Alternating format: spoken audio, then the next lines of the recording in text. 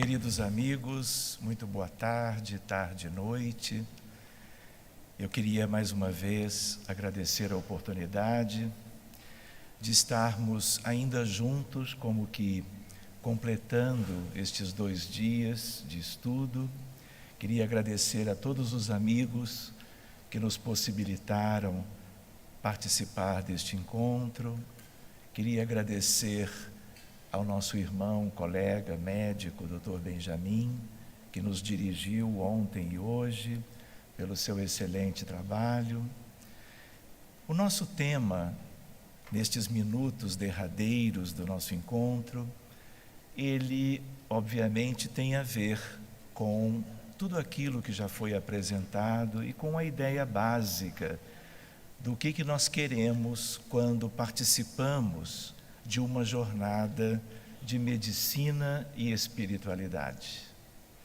Muitos de vocês, queridos companheiros que nos precederam, observaram algumas questões referentes ao Divino Mestre Jesus. E é sobre ele que nós, como que recolhemos algumas reflexões e observações que gostaríamos como que de repartir com vocês.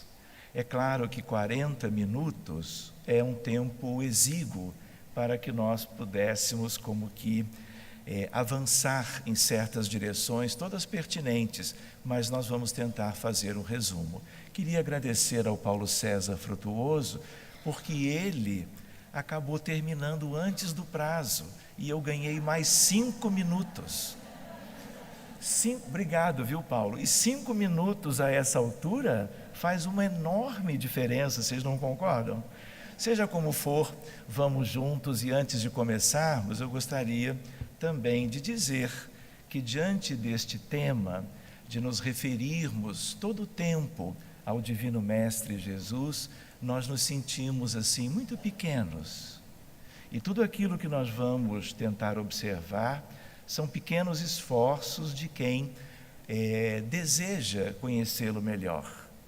O próprio Paulo César, agora há pouco, falou a respeito dele. Nós vamos rever algumas coisas e vamos tentar refletir em outras.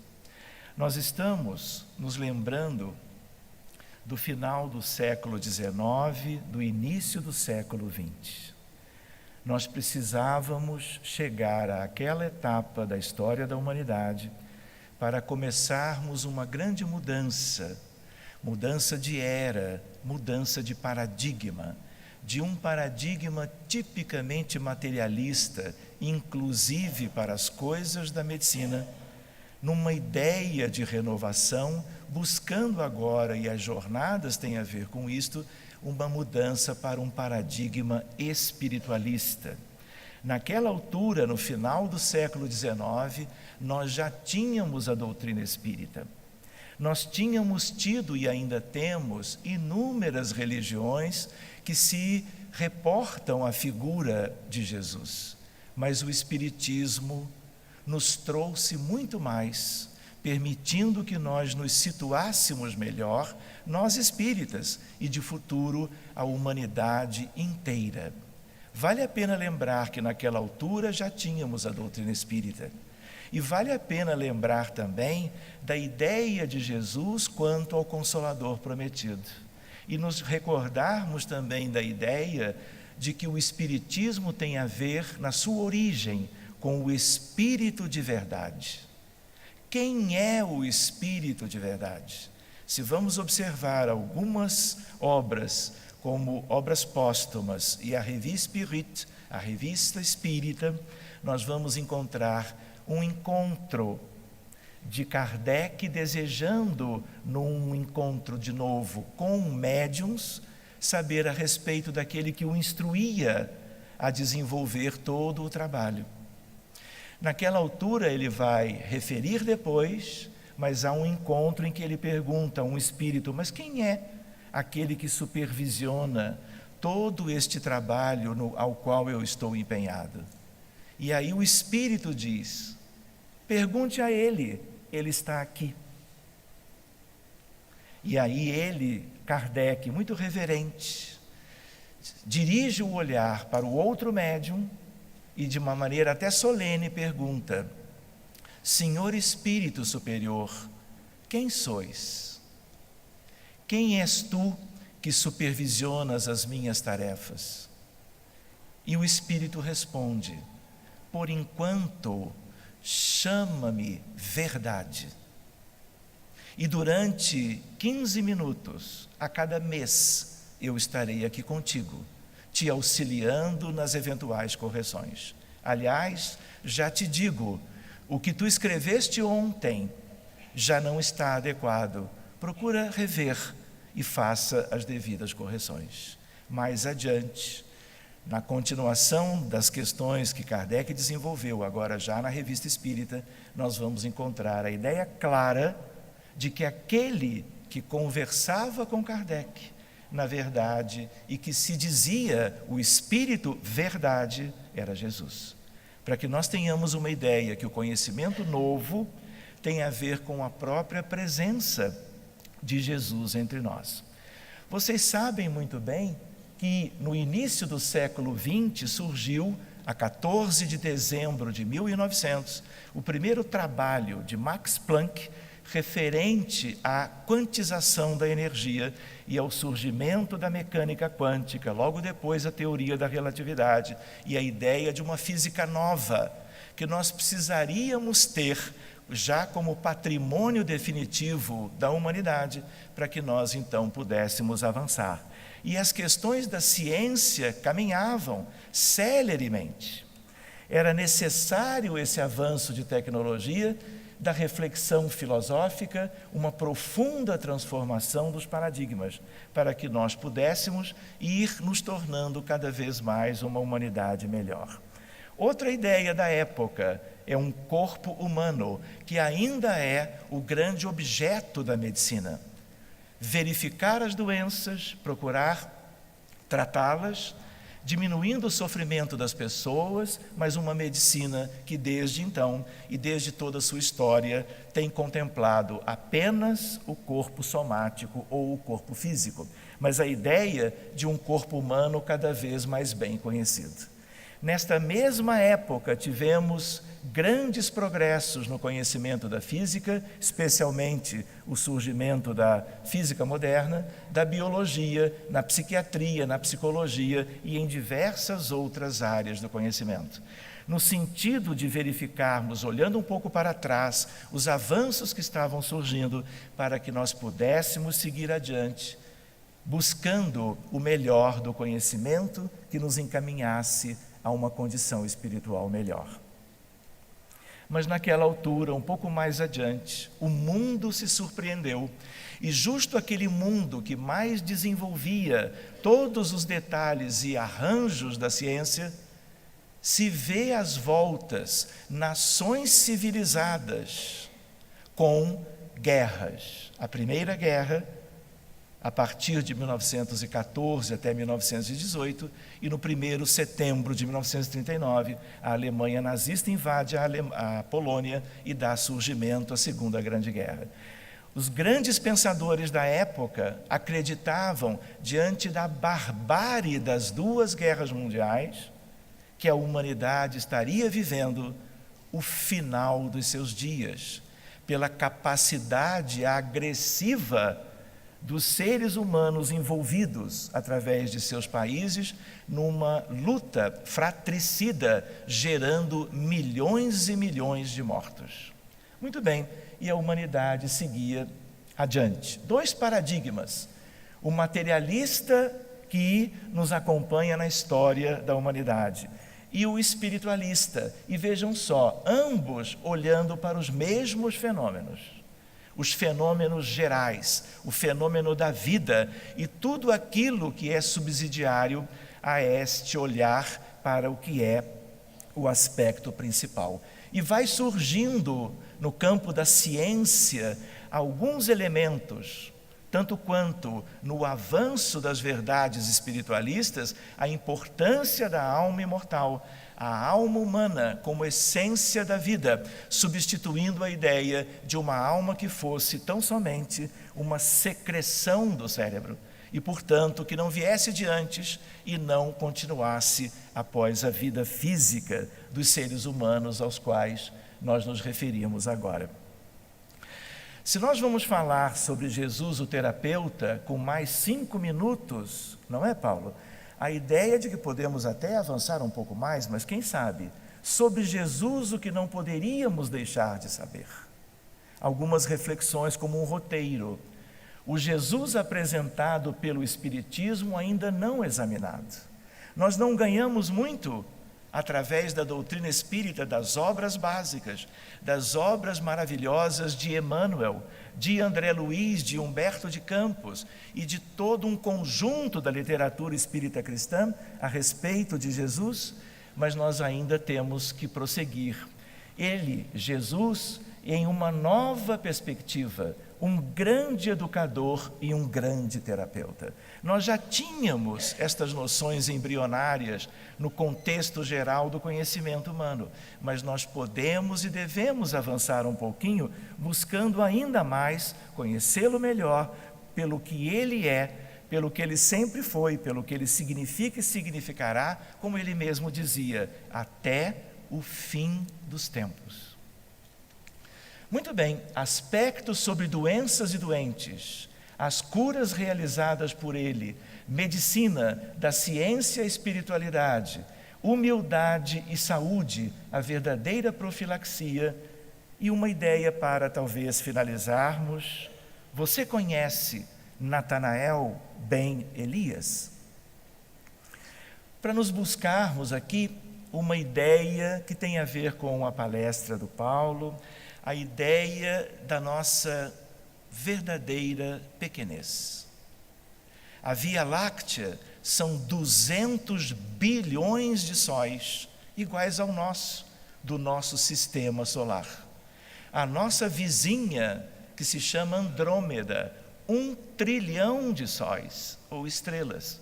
E a ideia com Flammarion, e a ideia de antes de Flammarion, no próprio livro A Gênese, na Uranografia Geral, escrita por Camille Flammarion, médium, e Galileu Galilei, espírito, a ideia da evolução do universo, das muitas moradas da casa do Pai. Mas em meio a tudo isto existe o planeta Terra. E para este planeta e para a sua humanidade, Jesus é o divino pastor. Ele é aquele que nos conhece desde sempre e que nos acompanha amorosamente, de um amor intraduzível em palavras, a nossa evolução espiritual. Mas nós nos recordamos, somos pequenos como pessoas, como almas, como mundo, somos um grãozinho de areia numa divina praia cósmica.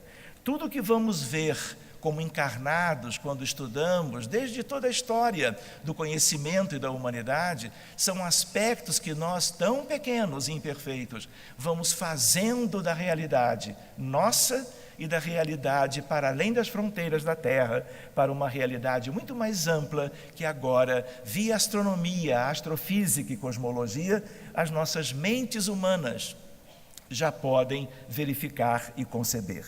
De tal maneira que nós damos agora os primeiros passos, numa espécie de infância, no plano físico, do conhecimento e da busca pelas verdades definitivas.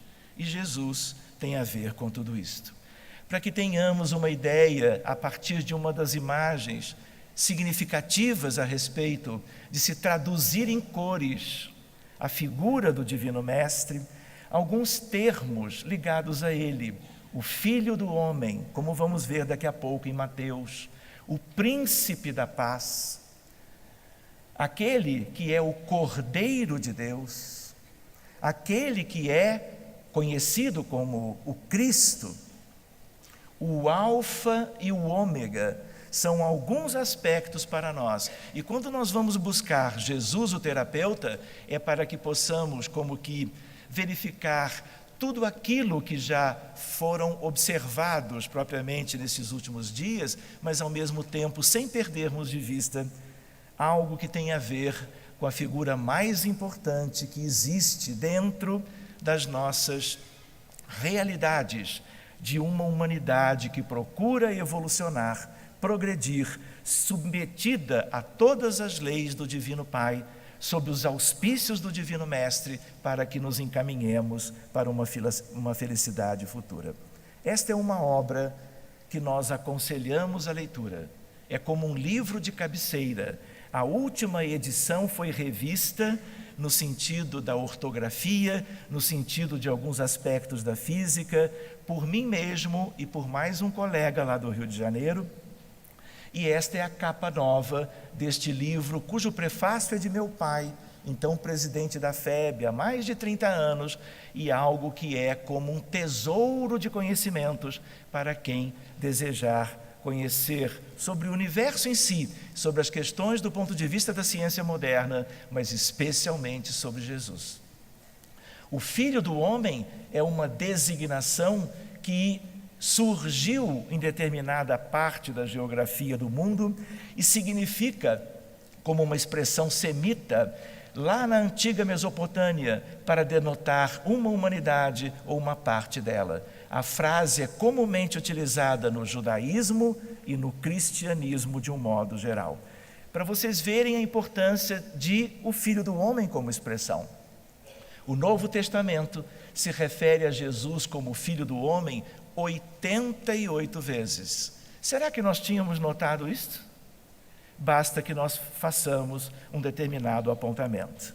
E esse termo, Filho do Homem, é usado em referência à profecia de Daniel. E Daniel é um profeta médium do Antigo Testamento e que volta e é um dos apóstolos em torno de Jesus, do colégio apostólico de há 2000 anos.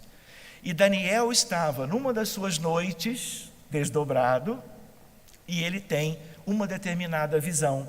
E ele vê aquele que seria como um símbolo da figura de Deus, o ancião. E ele encontra um determinado espírito. E a ideia qual é? O Filho do Homem que se dirige ao ancião e o fizeram chegar até ele.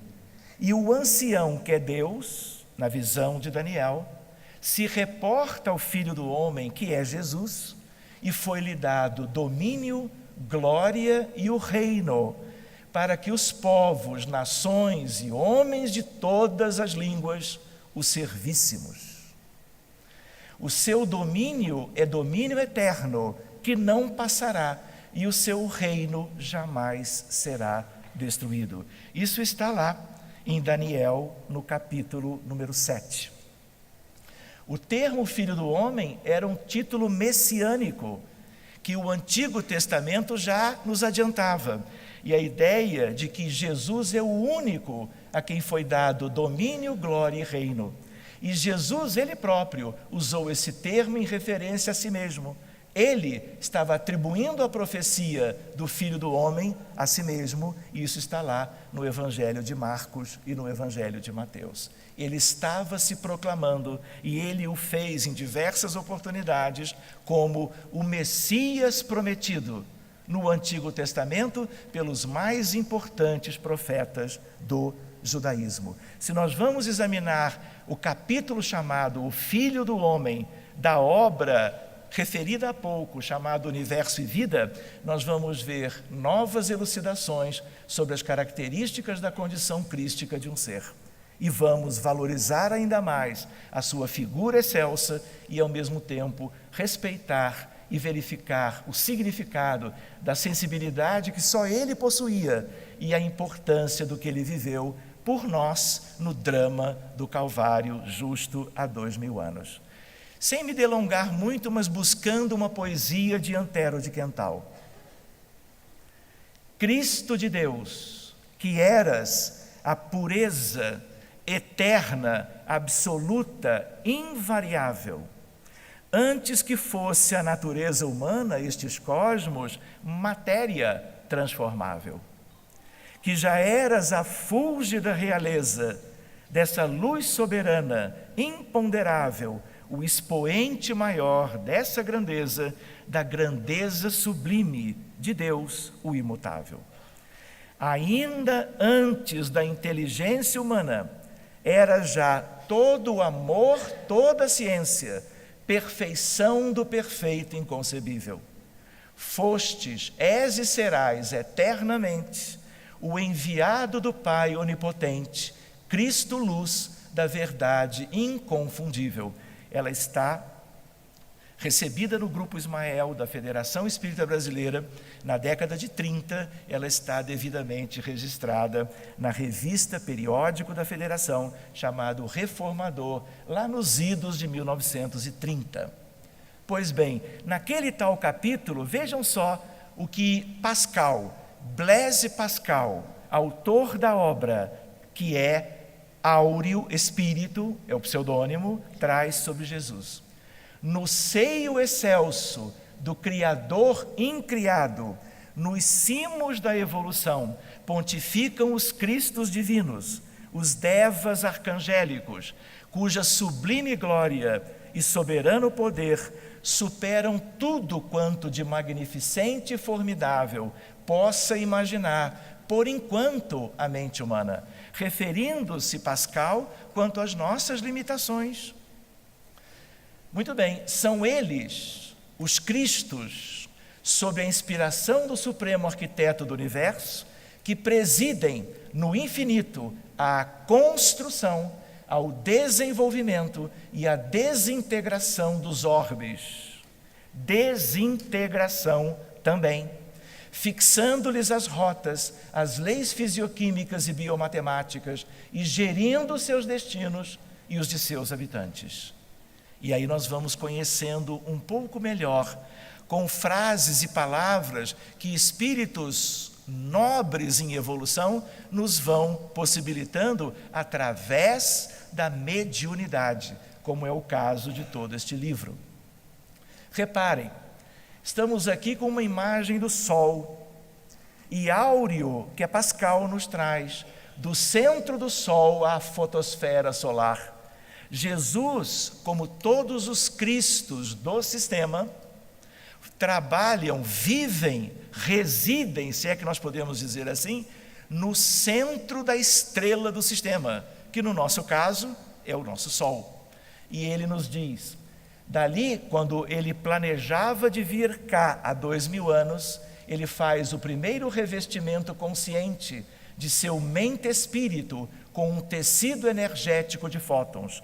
É o primeiro doloroso mergulho na matéria, no próprio Sol, só que agora migrando para a superfície e começando a buscar as condições preparatórias para chegar até nós e fazer, como guia e modelo da humanidade, só aquilo que ele podia fazer, porque era designação do próprio Pai Celeste. Ele viaja 150 milhões de quilômetros, que é a distância da fotosfera solar à superfície da Terra. 150 milhões de quilômetros. E na ionosfera da Terra, ele utiliza potenciais eletromagnéticos para transformar seu manto fotônico em leptons e em quarks. Quando nós éramos da escola, quando pequenos, nós estudávamos alguma coisa do átomo, como na atomística de Dalton, o átomo sendo indivisível. Surgiu a nova física, e aí surgiu a ideia que nós chegamos a estudar, entre prótons, nêutrons e elétrons. Hoje as crianças já trabalham com a ideia de quarks e leptons, que são as estruturas subatômicas que geram todo tipo de matéria física e de matéria do mundo espiritual, na Terra e fora dela. Isso é tema para 2018 ou 2019, mas vamos adiante.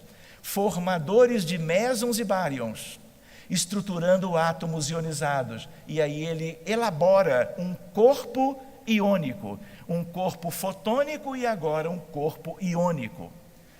Concluindo a dolorosíssima operação de tangibilidade, revestiu-o de delicadíssima túnica molecular, estruturada de fluidos vitais quintessenciados. Mas sigamos adiante.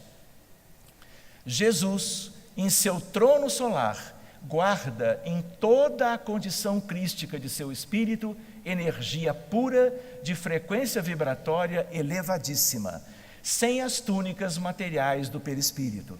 E depois ele segue. consciência ou mente-espírito como objeto quântico perfeito no caso dos Cristos, interagindo com Deus, o universo, a terra e todo o seu rebanho. Perfeição sideral. Nós aprendemos no livro Evangelho segundo o Espiritismo a ideia do capítulo Sede Perfeitos. E aí nós vimos a ideia de todo tipo de perfeição. E o homem de bem, aquela página extraordinária que Kardec coloca neste capítulo, que é aquela perfeição que nós humanos poderíamos obter, uma vez avançando no progresso geral, pelas leis morais, pelas leis físicas e assim sucessivamente. Isto é uma coisa. Perfeição sideral é outra coisa, e esta é a condição de todos os espíritos crísticos. E aquele que nós conhecemos é Jesus de Nazaré. Atrator quântico consciente, isso é espírito puro, de qualquer tipo de expressão de bósons e férmions, atrai os componentes materiais necessários a poder se manifestar em qualquer situação, inclusive em domínios mais grosseiros, como é o nosso domínio. Nós sabemos que matéria é lama fecunda, mas faz parte das questões do universo de Deus. E ele não dizia, ó raça de víboras, até quando me fazeis sofrer? A ideia de dificuldades que ele enfrentaria quando, saindo do seu trono solar, viesse para a terra nos ensinar e nos dar como legado divino tudo aquilo que nós um dia viríamos a conhecer. Não vamos nos deter nisso hoje, espiritismo e física moderna, lembrando apenas que a física é a mãe de todas as ciências. Ela tem a ver com tudo, da Terra, da vida, de aqui onde estamos e do universo lá fora. Tudo, portanto, no universo está sob o governo de leis eternas e imutáveis que o homem vai conhecendo gradativamente pelo avanço da ciência. Temos a clássica e temos a moderna. Estudaremos um dia tudo isto com detalhes, seja nessa encarnação, seja nas encarnações futuras. E essa física nos permite conhecimento mais amplo e mais profundo da natureza, tanto do micro quanto do macrocósmico, em todos os domínios do universo. O universo composto de espíritos, matéria e fluido universal. E aí, anotando com Pascal a existência do governo da vida terrena, Jesus de Nazaré, a ideia de que existem os espíritos puros, mas no altiplano de toda a escalada evolutiva dos puros estão os crísticos, e o único que nós temos referência, conhecimento, é aquele que nos dirige, que dirige a humanidade e que nos cuida há muito tempo. Numa certa altura, o Paulo comentou, quando mostrava um gráfico do desenvolvimento dos macacos e macacóides, a ideia de 60 milhões de anos dentro de um segmento do processo evolutivo. Mas a ideia, ele reafirmou logo aqui antes. Se nós usarmos o livro A Caminho da Luz de Emmanuel, pela mediunidade de Chico, a referência é esta: quando a Terra se resfriava, muito tempo depois do Big Bang, mas ainda era uma espécie de um planeta incandescente, é quando Jesus recebe de Deus a incumbência de preparar o orbe terreno para o nascimento, a existência e todos os elementos de progresso de uma humanidade de aproximadamente 20 bilhões de seres humanos, que é a nossa humanidade. Vamos adiante mais um pouquinho, de tal maneira que a partir disso nós vamos concluindo com mais ênfase ainda a importância de se seguir Jesus e se viver segundo os seus ensinamentos que refletem as leis de Deus, como ele mesmo disse. Ele também disse que ele era o Filho do homem, mas ele também disse que ele era o caminho, a verdade e a vida, e que ninguém iria ao Pai se não fosse por ele. Seguindo adiante, pergunta 625 do Livro dos Espíritos: qual o tipo mais perfeito que Deus tem oferecido ao homem para lhe servir de guia e modelo? A espiritualidade usa uma palavra só: a única que caberia neste caso, e ela é definitiva e vai nos acompanhando quando nós então colocamos a doutrina espírita e o livro dos Espíritos entre aquilo que havia antes de conhecimento e tudo aquilo que virá depois. E aquilo que está ali é uma marca indelével e que jamais será como que modificada por quem quer que seja que venha à frente de nós. Para o homem, Jesus constitui o tipo de perfeição moral a que a humanidade pode aspirar na Terra. Isso é Kardec dizendo. Deus nos oferece como mais perfeito modelo e a doutrina que ensinou é a expressão mais pura da lei do Senhor, porque sendo Jesus o mais puro de quantos tem aparecido na terra, o Espírito Divino o animava. Não vamos conversar agora sobre a história da medicina, aliás, das muitas medicinas. Às vezes a gente só se lembra da medicina ocidental ou alopática, mas há muito mais. São todos esforços de espíritos que vieram nos ajudar, desenvolvendo possibilidades terapêuticas para a nossa realidade, como doentes, como enfermos, dentro de toda uma humanidade que se resume a um grande hospital na altura dos tempos atuais. Reparem, nós temos doentes de todo tipo. De uma certa maneira, todos eles foram meus doentes em algum momento. Para que a gente tenha lembrança de que existem coisas simples, mas existem coisas mais graves e que geram sofrimento. E isso tem a ver com as questões que estamos examinando. 20 bilhões de almas, somos 7,5 encarnados, 12,5 bilhões de espíritos desencarnados agora. Todos aqui enfermos, de certo modo, reencarnados ou desencarnados, estando aqui no sentido de substituirmos os nossos vícios antigos pelas virtudes do Espírito imortal. E aí entra Jesus novamente, de há 2000 anos para cá, nos mostrando como realizarmos este caminho. Esta referência está no livro Roteiro de Emmanuel, Chico Xavier, um capítulo chamado O Grande Educandário. E ali é quando Emmanuel nos apresenta este valor numérico a respeito do número de espíritos humanos que vivemos aqui na Terra. Isso nós já vimos, já percorremos uma pequena parte, mas temos muito a seguir. É um longo caminho, uma longa jornada. E durante toda esta jornada, tudo que se realizar, do início, da origem até propriamente as condições de maior pureza e perfeição, nós teremos Jesus conosco. Nós estamos examinando a ideia de mundos e provas e expiações, estamos nisso há mais ou menos 300.000 anos, 1/3 propriamente de um milênio, e ainda temos muito que prosseguir e ainda vamos demorar, vamos permanecer fazendo este projeto de evolução pelo tempo que for necessário. Nós não vamos considerar hoje sobre as curas realizadas por Jesus, mas só recapitulando rapidamente, foram 26 episódios, muitos deles reversões de estados de catalepsia. Ali ficam as referências, a ideia de algo que vocês já têm estudado, as curas por ação fluídica, os vários exemplos citados pelos 4 evangelistas, as curas outras por ação fluídica e outras por ações fluídicas, lidando com cegos, paralíticos, surdos mudos, lunáticos e assim sucessivamente. Se nós pensarmos bem, todos aqueles que foram curados por Jesus não foram apenas curados.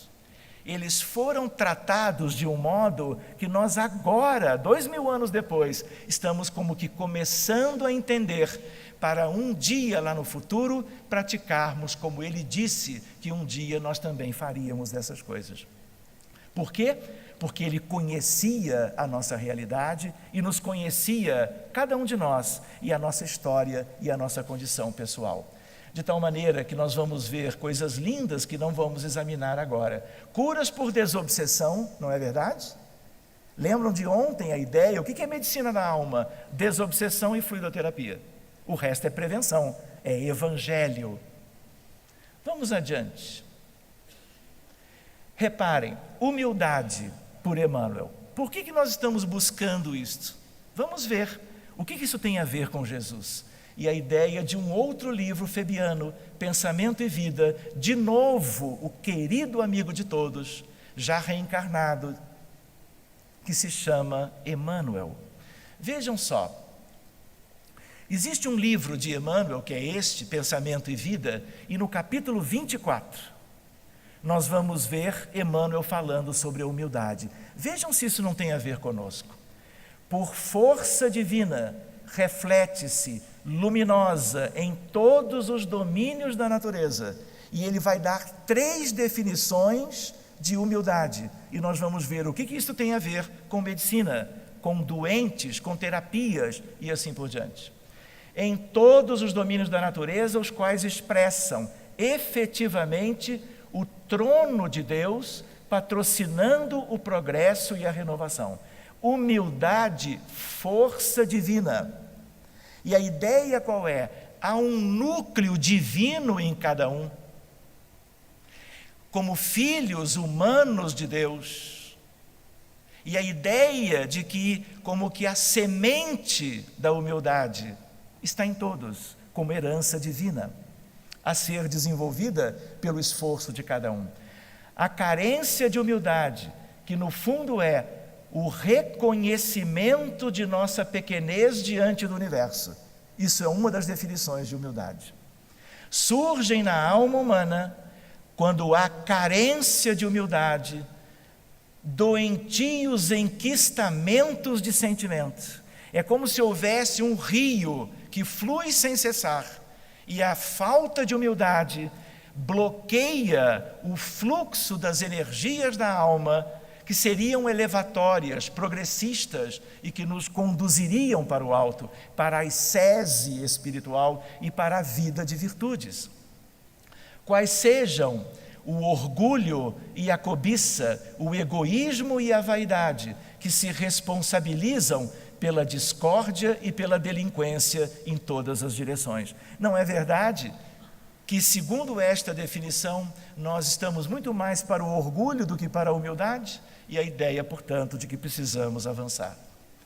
Sem o reflexo da humildade, atributo de Deus no reino do eu, ou seja, todos temos uma parte divina em que um dos aspectos é a raiz da humildade, que seria como que a vacina, seria o elemento que, uma vez obtendo o seu desenvolvimento dentro de nós não adoeceríamos como temos adoecido.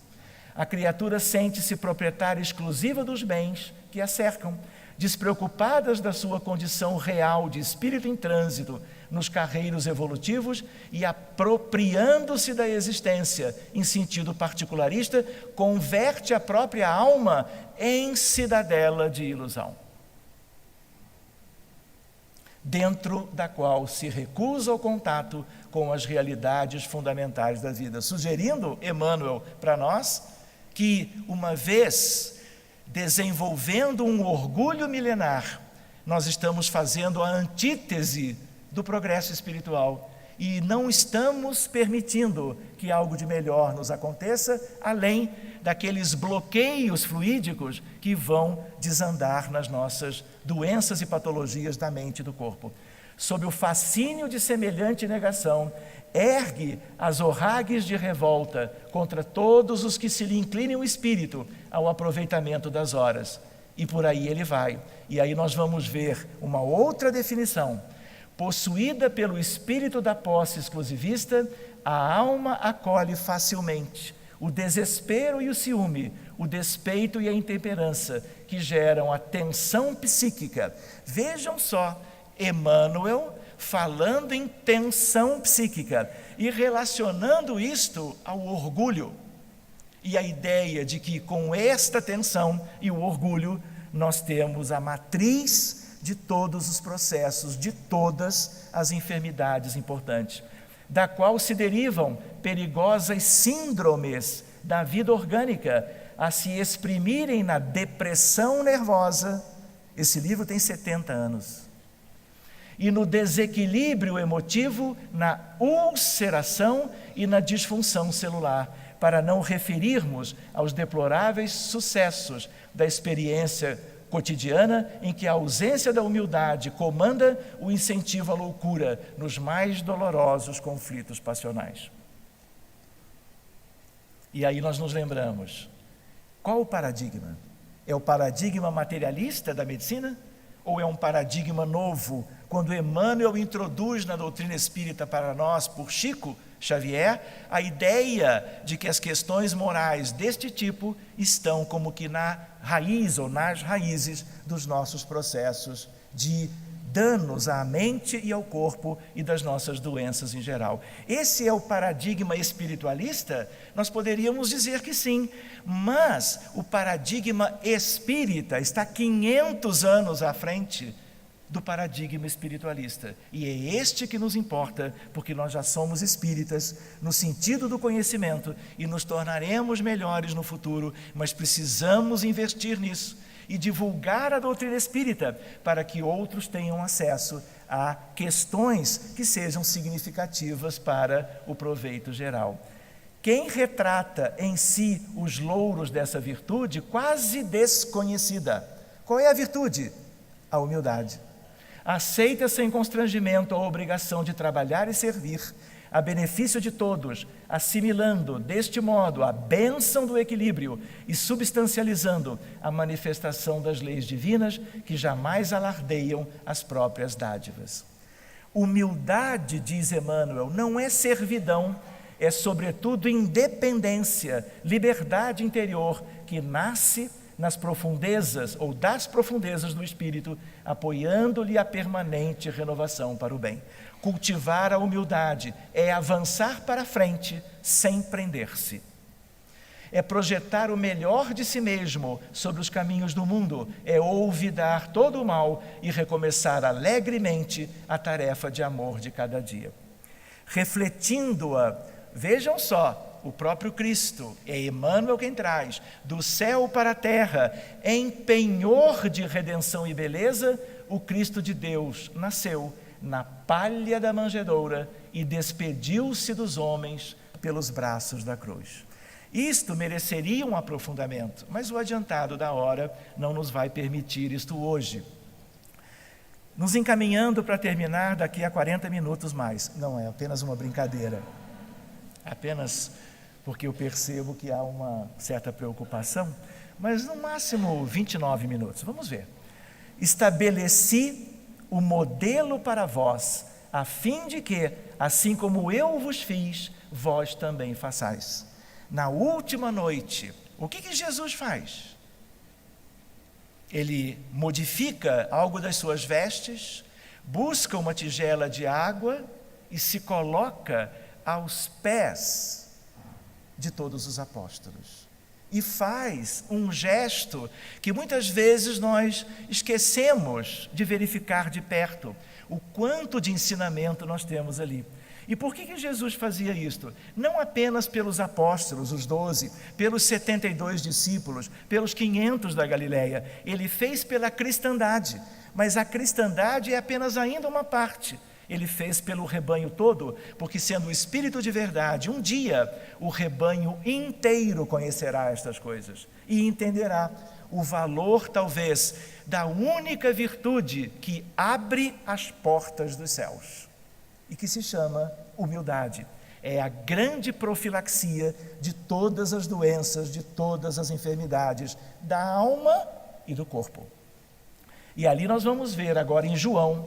É a última noite da vida de Jesus na terra e ele está com seus apóstolos num sobrado em Jerusalém. Durante a ceia, Jesus se levanta e põe de lado a sua veste exterior.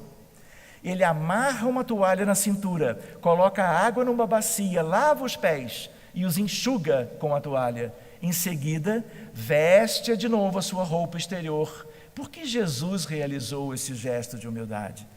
Ele que é o divino amigo, ele que sofre algo intraduzível quando vem da sua condição de espírito solar, no sentido de vir para cá e levar a efeito o seu projeto de amor por nós. Ele realiza isto trazendo para nós uma grande mensagem. O próprio Jesus explicou aos apóstolos: sabeis que vos tenho feito? Se eu, embora Senhor, isso está no Evangelho, João ainda, e instrutor, lavei os vossos pés, vós também deveis lavar os pés uns dos outros. E porque ele disse aos apóstolos, ele não está dizendo para nós? Pois estabeleci um modelo para vós, a fim de que, assim como eu vos fiz, vós também façais. Por se dispor a realizar uma tarefa tão humilde, Jesus ensinou aos apóstolos uma lição prática que ficaria bem gravada na mente deles e os incentivaria a ser humildes nos dias para frente.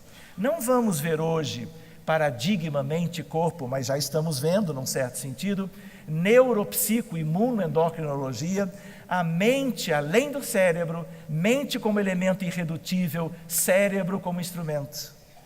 Viktor Frankl dizia que cada um tem como que um núcleo divino e pode haver a doença que for, o prejuízo que for, desencarnações muitas vezes muito traumáticas, ainda assim este núcleo divino é intocável e ele será sempre o núcleo de Deus e a ideia de que o ser ressurge a partir dele, onde estiver, mesmo depois de vidas com as agruras típicas do nosso mundo terrestre até hoje. Jesus vê a semente divina que dorme em nós e Jesus, claro, não estava curando corpos. Para nós irmos quase ao fim, Leon Denis, emissário do Espírito de Verdade, não é assim?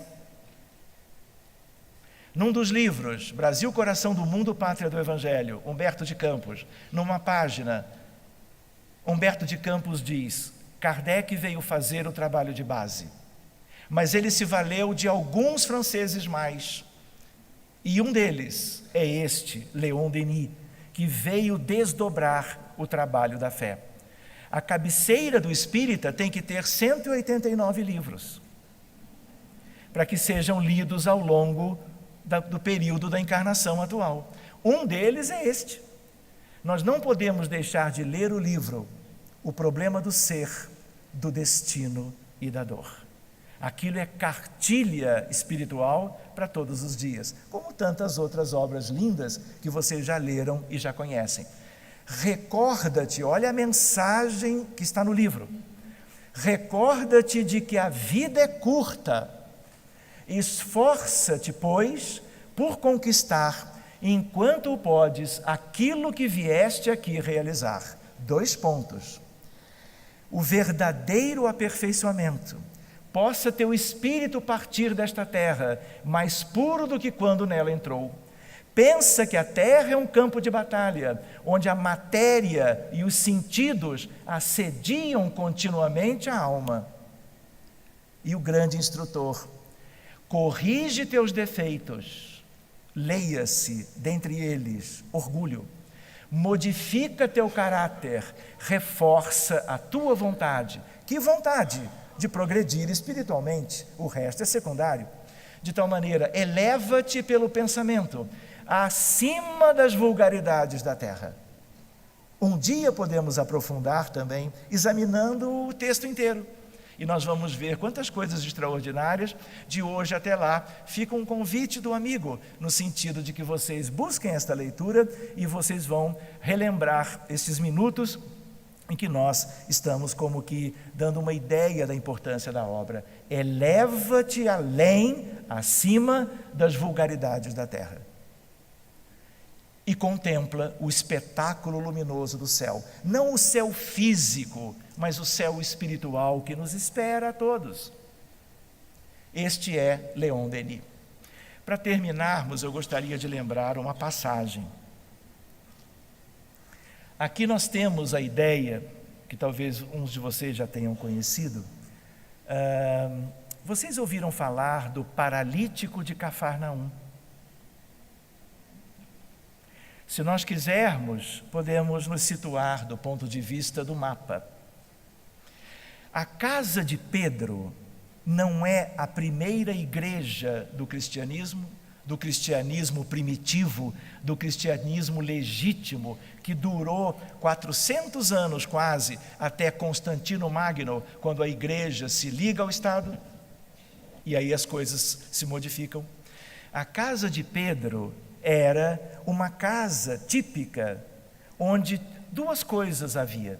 Uma delas, os apóstolos e os discípulos recolhiam os doentes todos, de todas aquelas regiões da Galileia, e especialmente os cegos, os desesperançados, os paralíticos, os surdos, surdos-mudos, os lunáticos, seriam os doentes mentais da época, e eles eram, como também os rancenianos ou leprosos, eram trazidos para serem limpos, para serem como que cuidados e para receberem propriamente o conforto de um lar, porque muitos deles viviam solitários em todas as grandes regiões da Palestina. Mas havia um segundo aspecto.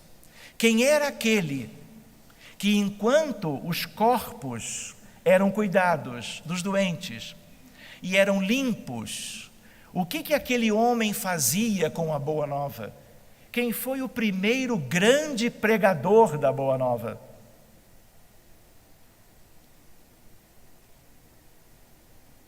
Estevão. Estevão, não deixem de ler, esse então é o livro talvez número 1 depois da codificação, Paulo e Estevão. E aí vocês vão conhecer ou rever um pouco da história de Santo Estevão ou Estevão. E a ideia, ele era o grande intérprete, um espírito superior, interpretando para a comunidade dos aflitos, na casa de Pedro, sobre a boa nova de Jesus. E aí nós vamos ver que, na medida que Jesus curava muitos doentes em todas as regiões, e já havia a casa de Pedro a serviço daquelas tarefas, muitos vinham e lotavam a casa de Pedro em busca do socorro e do tratamento que Jesus poderia fazer para eles. E havia um paralítico, o paralítico de Cafarnaum, e ele não andava.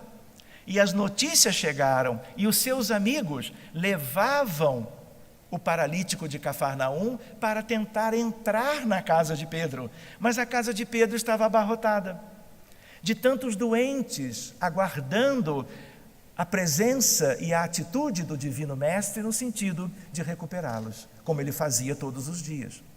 E a ideia, não conseguindo entrar pela porta, não conseguindo entrar pela janela, eles entenderam que aquela casa devia ter uma pequena claraboia acima no telhado, conseguem uma escada, sobem com o doente, o amigo, pela escada, e quando eles conseguem adentrar na casinha de Pedro, a primeira igreja, a casa do caminho de Pedro, nós vamos encontrar que quando ele é colocado ao chão, ele está aos pés de Jesus. E aí é imediato o encontro dos olhares, porque aquela presença chegando daquele modo, como que silenciou aquele grupo de irmãos e amigos que estavam lá há 2000 anos na casinha de Pedro. Jesus olha e diz: Natanael, ben Elias, o que queres que eu faça?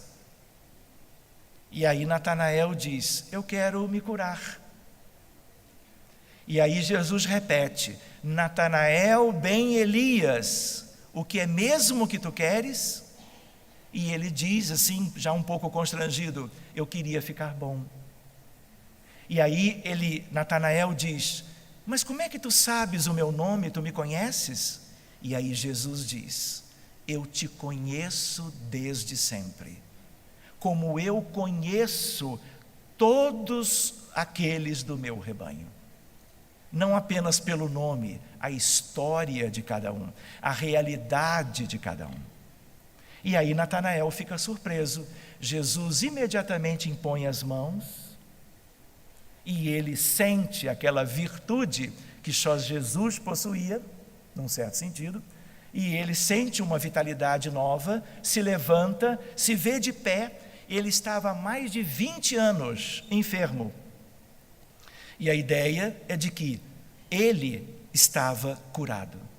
Os amigos e ele saem porta fora, a reunião continua, muito bem, e termina. Pedro estava exultante de alegria, por tudo que na casa dele acabava de acontecer. E aí, como que a noite foi chegando, a tarde foi se despedindo, e Pedro havia como que se afastado de Jesus, e começa a se lembrar de Jesus e procura pelo Divino Mestre. Não encontra no primeiro momento, olha um pouco mais adiante e o vê, bem longe, como que sentado em prece. E aí Pedro, como que apressa o passo, chega perto de Jesus e Jesus está em lágrimas. Mestre, depois de um dia incomparável, de tantas alegrias que tu distribuíste a toda a gente, tu choras. E aí Pedro começa a se emocionar, porque ele nunca tinha visto Jesus chorando. E aí Pedro insiste: mestre, mas por que tu choras? Jesus em silêncio. Pedro insiste: mestre, o que é isto? Depois de um dia glorioso. Aí Jesus se volta e diz: Pedro, tu te lembras daquele moço jovem que ficou curado naquela tarde memorável? Ah, eu me lembro. Pois bem, Pedro, nós aqui estamos os dois conversando e aquele moço está na companhia dos seus amigos, numa determinada taberna, bebendo e vivendo a vida com mulheres, como se dizia naquele tempo, de vida fácil. E aí Jesus olha para Pedro e diz: ele está curado neste aspecto do corpo, mas Pedro, eu não vim para isto. Jesus curou tantos e tantos, mas ele não veio nesse sentido de uma cura física, materialmente falando, de patologias as mais variadas que têm acontecido em toda a história de um mundo de provas e expiações e do nosso rebanho e da nossa humanidade. Ele não veio para isso. E aí eles seguem conversando. E a ideia qual é? A ideia de que Natanael ben Elias,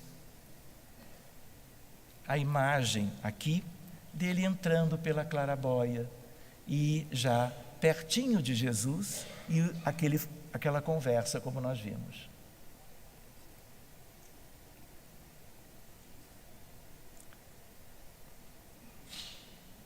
Estou tentando seguir adiante, mais um minutinho.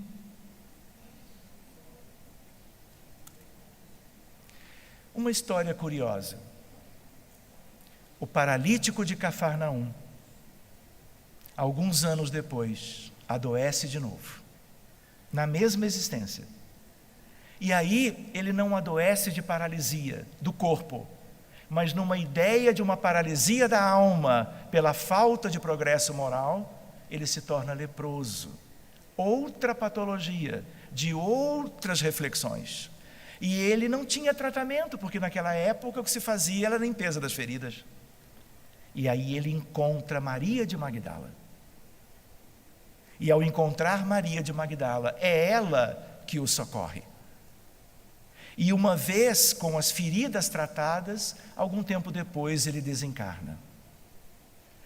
Eu tenho nas mãos a história de Natanael ben Elias, psicográfica por ele próprio. E aí ele diz que no aprendizado para a sua evolução, ele se tornou médico algumas vezes. De 2000 anos para cá, ele utilizou a medicina como uma ferramenta de evolução a bem dos seus pacientes. E uma vez, como que ajudando, ele tinha a ideia de que ele precisava fazer mais. E ele se liga a uma equipe. E ele é Jacob Heine. No século anterior agora, aos 40 anos, ele dizendo: coube a mim apresentar o primeiro relatório médico sobre a poliomielite, a doença mais importante na história da medicina e da humanidade, geradora das paralisias físicas. Ele que era paralítico há 2000 anos, que não entendeu a mensagem do Cristo, ele segue adiante e se dedica à humanidade.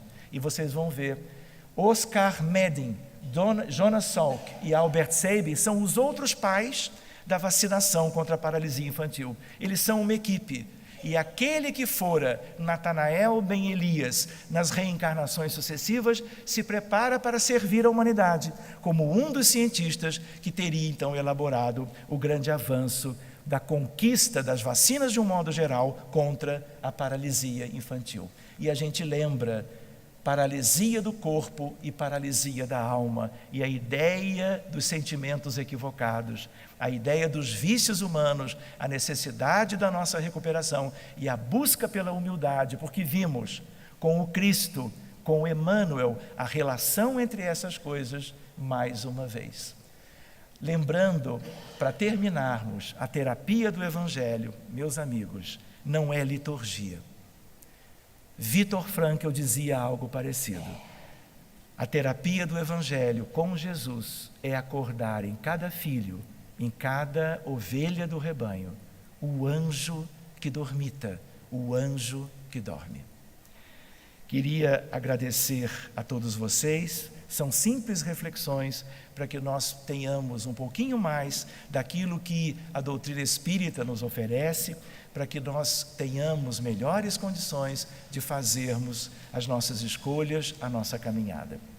Foi um período, este fim de semana, muito lindo, em que nós todos caminhamos avante um pouquinho, todos nós ganhamos de todos os amigos mutuamente, e vocês nos ofereceram tanto, e nós temos certeza que vamos retornar para as nossas cidades de origem, todos nós, profundamente agradecidos uns aos outros, reverentes à sublime presença de tantos espíritos que estiveram conosco desde antes de nós chegarmos, mas mais importantemente no dia de ontem e no dia de hoje.